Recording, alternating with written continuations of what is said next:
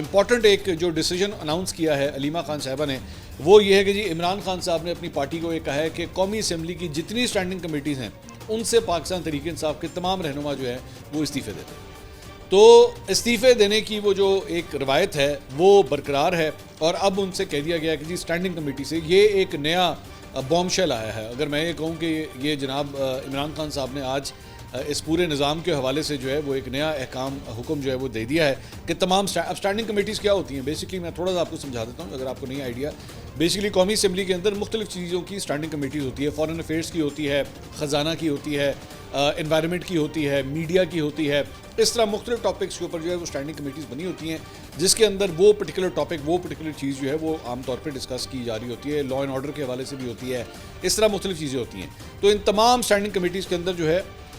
وہ عام طور پہ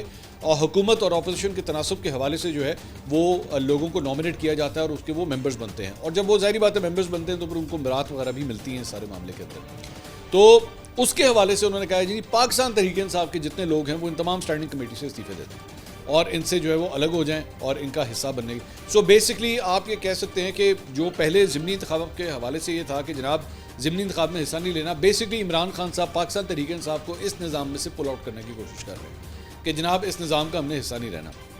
اب انہوں نے کہا ہے کہ جی اسٹینڈنگ کمیٹی کا جو ہے وہ آپ حصہ نہ رہیں۔ اب اس میں سوال یہ پیدا ہوتا ہے کہ اگر آپ قومی اسمبلی کی اسٹینڈنگ کمیٹی کا حصہ نہیں بننا چاہتے تو پھر سب سے پہلا جو آپ کا جو ایریا ہے جو جہاں پہ ایکچولی